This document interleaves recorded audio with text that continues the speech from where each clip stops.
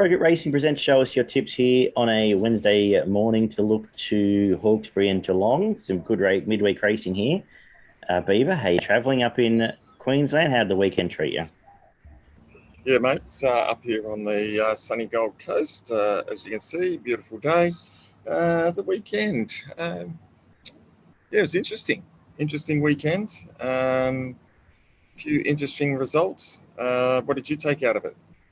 The track, that Nash was a fantastic ride on Think It Over. Yep. Tremendous ride. I wasn't even upset. Outstanding ride there. Marzu might be better than we thought, but the other two might just be horses in that race. The Oaks I think was what it was. The 3-year-old fillies are all... Oh, sorry. Yeah, Marzu's going well. Marzu is a decent horse, I think.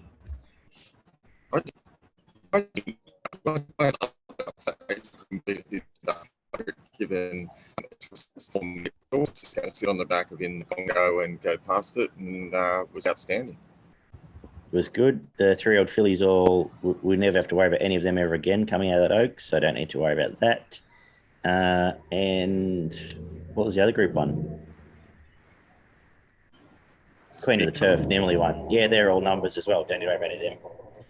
The problem with the mares is that you've got the same old mares that have been beating up everyone, and none of the fillies are any good. So it's just going to be the same story that we'll get to spring, and Dulce will win another 2 Group 1s, and Very Elegant is probably gone now, and SBA will come back and get on a dry track and win a couple, and they'll all take turns. They're all just... I think that's what I want to take out of the last probably 3 months, really. Yeah, look, I think that's right. I think some really disappointing performances there, but it certainly looked like to me the track, you couldn't make ground. I did think it was looked stuck like to you had make to be ground. On speed, everything. Yeah, it was tough. So some of those it's really hard to get a line on some of those horses that you want to put a line through. But that's just all. Even Think It Over and Ducky, they let up. I think it was Nimmerly and those horses, they were on pace. Everything seemed to be on pace, and that certainly made it hard to come from back in the field. So some of those form lines may be hard to get a line upon. And very heavy tracks the last 2 weeks. I think it just, like I said, not beyond just the general statement as they're all going to go around and take their turns. I don't think I want to take much out of anything, really. Do the form as the races come up. I think if that track was a dry track, I think Zaki probably wins. I think if that track was... Yep. And maybe we see better Animo, who knows? Maybe we don't.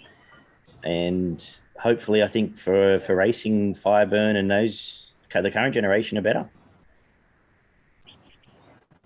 But anyway, it was all right. It was good. I bet on it. I lost on it. Couple of nice winners at Caulfield.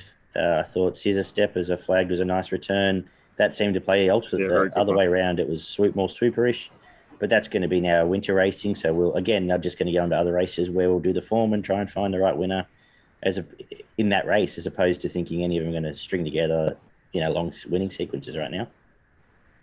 I think that's right. Let's see how we go today. And we'll get into it today, where we get to Hawkesbury, where it is a soft track today.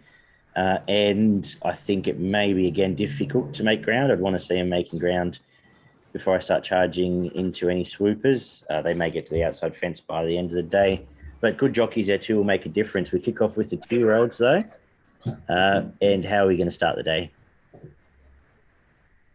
Yeah, exactly that. I think you're right. Good jockeys may make a difference. And I'm going to the Posada from the Cummings stable here in Secret. Mm-hmm.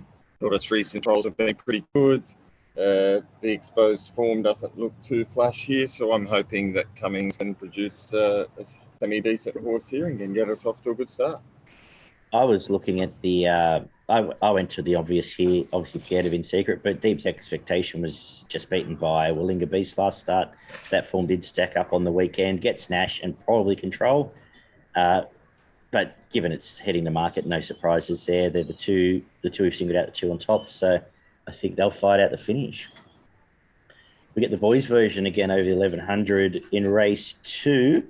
We're interested to have an each-way bet on Burgunder here, a son of Pino, a Group 1 winner, but gets control for the Waterhouse stable, who's going quite well. And I don't know how many chases are actually in this race. I think the obvious one is the favourite Chalade, but happy to have a spec here. I think it might be a good day for Tim Clark and the Waterhouse yard. Beaver? Yeah, I went exactly the same here. I thought your summation there is pretty good. It's got gate 10, so it's probably going to push forward. Might just get control and prove hard to beat. Race 3, we stick to the 1100 metres and get to benchmark 72. The unbeaten Norwegian Bliss returns with J-Mac on. I'm saying made a bit of a believer out of me last start. I think this is a good starting point here. I think it probably gets control again with a couple of scratchings as well. And again, will be hard to beat. What have you said? I'm sticking with you again here as well for all the same reasons. Looks to have pretty good form, should run well fresh, and this is not an overly strong affair, so I think this is going to be super hard to beat.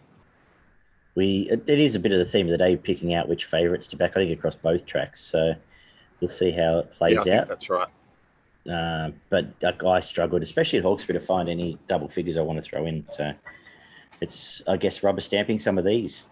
Race 4 is the 2100 metres benchmark 78. Have you done the same here?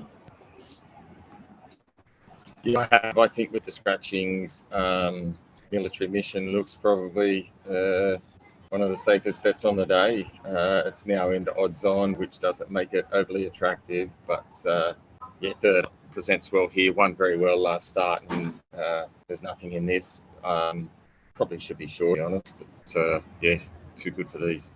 Agree. The only one I was going to make a case for was a horse that beat by 10 lengths last start, but it's been scratched in Reggie Wood. But hard to beat the favourite again in race 4. Race 5, the 1300 metre benchmark 72. We again into odds on, but after scratchings is Thalassophile.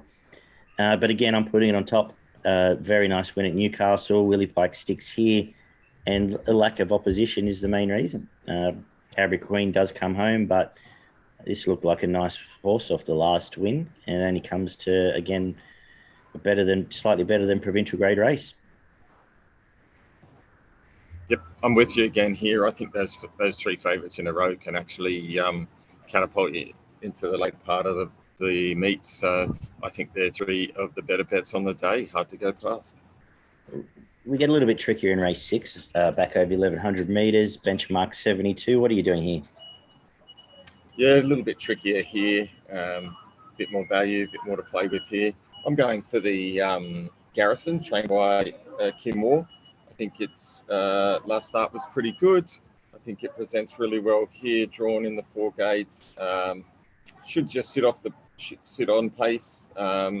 Just here was good in the heavy. It's going probably the softer track here. Makes it a little bit more attractive. I think it can run really well. Yeah, I ended up coming back to Selena Dreamy, again, the favourite. Chased off the rails at Canterbury, which I was hard doing, just missed there. The rails leader there. And this might set up, hoping from gate 5 can sit a bit closer. Scared of Garrison, all the reasons you said, and switched coming home to Hawkesbury, Ellen Hennessy. You know what it's going to be. It's the one they're going to have to run past outside gate. It's going to go straight to the front and will give you a sight if you're that way inclined. They were the main 3 in the market, 1, 6, and 5 for me there. 1300 metres, benchmark 72 comes up next, where I have put too much caviar on top. I'd flipped and flopped here and sort of wasn't comfortable finding it. But sat outside lead last time. I was caught wider, actually, outside last time. I think here gets control. Tim Clark will go forward, and I think we'll give you a nice sight from... just checking the scratchings here. From... I had Beholder as a danger who's been scratched. So not a lot else here. There's some other interesting form lines to come here, though. Bluff and Bluster, right back in grade. Big surprise, maybe, but just going with the leader again, Beaver. Yeah, look, I did the same. I came back to those, both Beholder and Different Strokes, who I did think were the main dangers. Actually liked Different Strokes in this. have both been scratched. So I think it probably now leaves too much caviar as the obvious choice. And I think at $3.20, that's probably a decent price at the moment. Probably the main danger is the Snowden Train Game Theory that won last start and comes in here third up today. So should be cherry ripe to run well. Very good. We wrap the day up with a 1500 metre 78, where I was keen to make a case for Born a King, and I like the fact it's now a softer track. J Mac booked first up, did some nice stuff all out to Saturday grade last preparation, and this isn't a strong race. It's trialled up 2 quiet trials to get ready for it, and being at a Franklin to set a dry track, I think suits. Tampering had the very, very heavy lead up in the midway last start, will be on pace, hard to get past, and Savory tends to pop up in these sort of races here and there as well. But I think it's a good bet here, Born a King at the each way price. Beaver? Yeah, I was the same. First up here for the Wallace stable over the 1500 metres, making its Australian debut, and I thought the trials were pretty decent for a race like this. This is a lot of plotters in this race, so it won't have to be overly good, and I think it can run well fresh if ready enough. Beautiful. That's our quick look through Hawkesbury there. Do you have a best and value from Hawkesbury? Yeah, my value was race 8, number 7, Born a King. I think it runs well. And my best bet of the day, I had a little multi race 4, number 2, Military Mission, all into race 5, number 9, Vassafeel.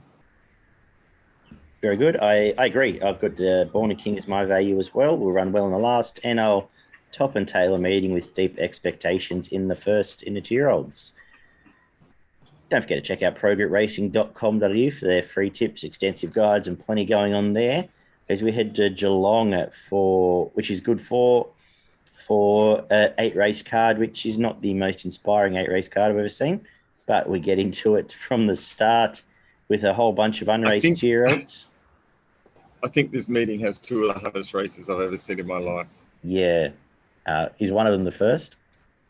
No. Well, could you? I'm skipping anyway. 2 of the hardest with exposed form. No, yeah. I don't have anything in the first because they all seem to be unraced, and I just don't have a good handle on it here. But no, nothing in the first for me. Sorry. Now, which were the 2 hardest? Or do you want to save the spoilers? I think it was maybe the 3rd and the last. I think. Race 2 though. It might have been.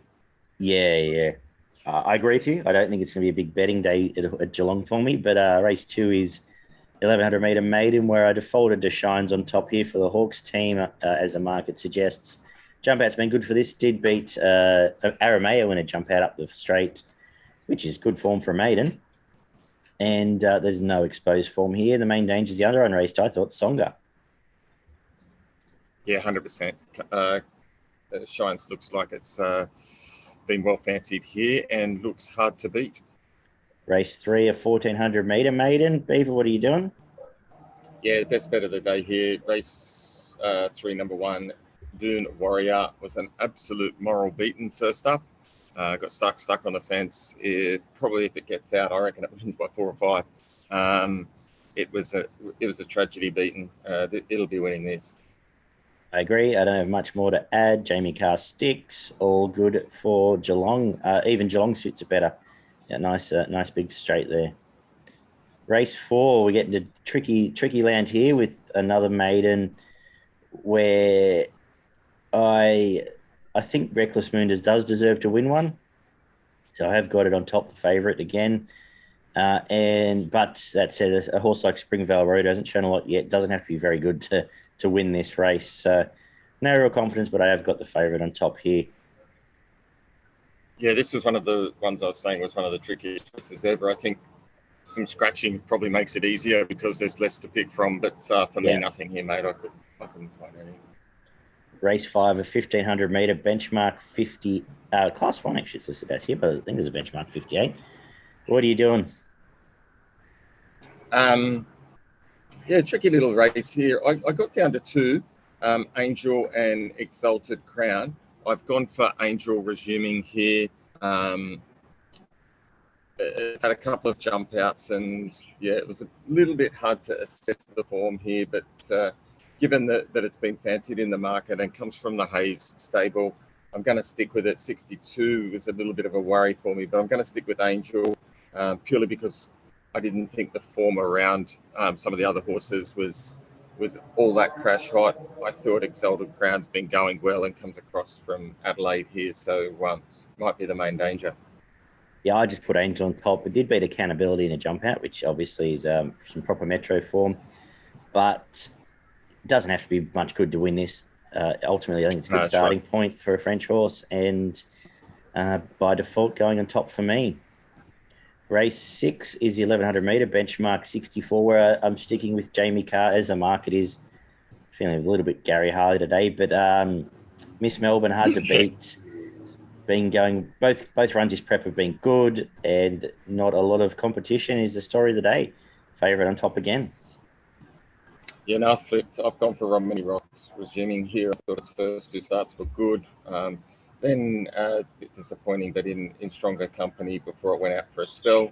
Resuming here, I think it can win. I think the other horse is under the odds, and so I'm willing to go Romany Rocks at the price here. Resuming. Beauty. Race 7 is a 1300 metre benchmark 64. I'm tipping this is the other trickiest race you've found, Beaver. Yeah, this is very tricky here. Found it really hard to find anything to win this. I did settle on Sachem resuming here from the Williams stable, but no confidence. Yeah, I just defaulted to the lightly raced Smiling Amos. A nice debut here, and taking on a few horses there, some chances, but I don't imagine I'll be betting in this one. We wrap up the day with a race that doesn't get any easier, 2400 metre benchmark 64, where I struggled to find any real angles here. I can probably maybe forgive Diamondback off a wet track failure first up or last start, but it hasn't done anything for a long time. And after I made that case, I realised that I'm just making up stories and probably will be not betting at all, so I don't have much to add here. Beaver? I can guarantee 100% I will not be backing in this race. This is the hardest race that I've ever seen to pick a winner. This is, yeah, I've got absolutely no idea. This is some of the worst horses I've ever seen in a midweek race. And I can't even, yeah. Yeah, my assumption is that the sale meeting on Good Friday's taken a lot of steam out of this meeting, and also there's some racing on Easter Monday, so I assume that's where a lot of the midweek horses will be heading. But to wrap up our thoughts, though, our best and value at Geelong. So my best, I'm just going to go race 2, number 5, Shines, all into race 3, number 1, Dune Warrior. And then my value bet, hitting and hoping, race 7, number 10, Sachem.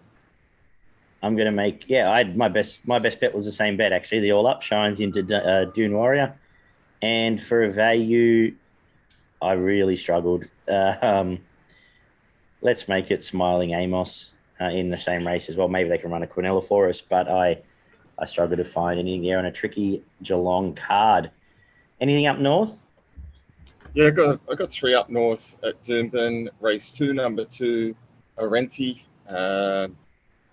Bit short, but should be winning. I then had, let me see, I'm just flicking through my bets now. Race 5, number 5, Uncle Russ.